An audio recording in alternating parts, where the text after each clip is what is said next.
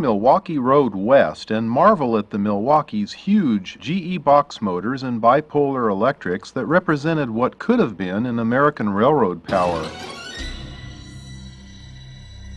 The Milwaukee Road extended from the Great Lakes in mid-America to the Pacific coast. And the toughest portion on the Pacific Extension line had two disconnected sections under 3,000-volt electric overhead. Our mountain coverage focuses on the section from the Bitterroot Mountains to the Belt Mountains. See the rail scene in the Milwaukee's territory during the 50s through the 70s.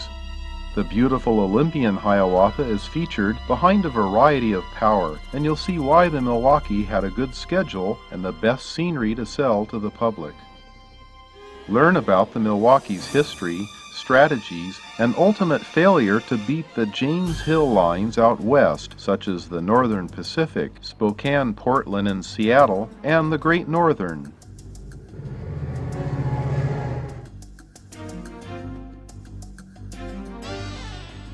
See how the Milwaukee adopted the colors of the Union Pacific on their passenger trains in the 50s, and see trains before and during the transition.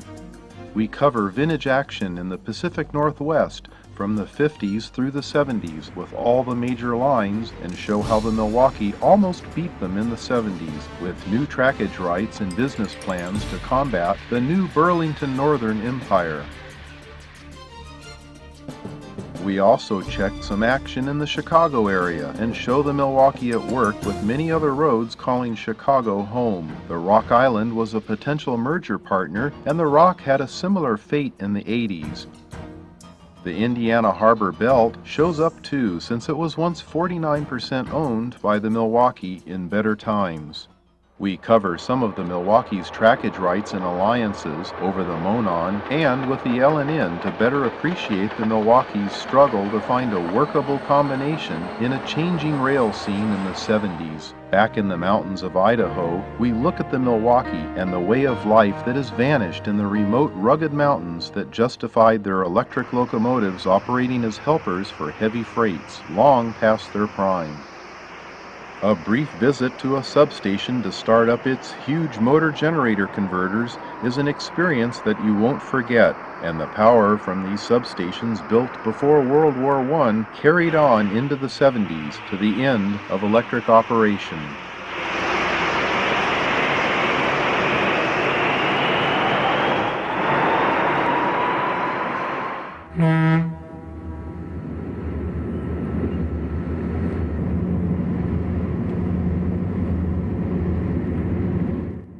See the incomparable Little Joe electrics and the big GE Boxmotors in many great scenes that will take you back through the filming efforts of 5 top-notch rail fans.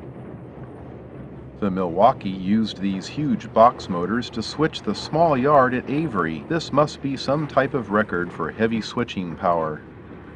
We visit the large yard at Deer Lodge, Montana, with the daily ritual of the shop switcher pulling power out onto the turntable, all powered by an extension cord.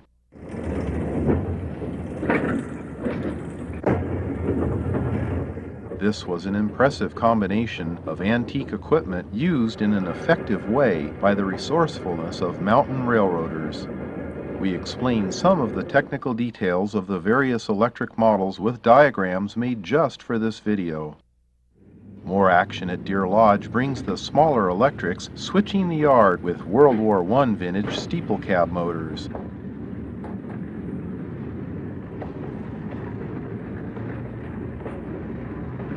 These great little locomotives kept the main line supplied with trains we follow out on the main line with diesel and electric action. We compare the Rock Island's fate and their attempts to find a willing merger partner in a period of great change that brought extinction to the unprepared.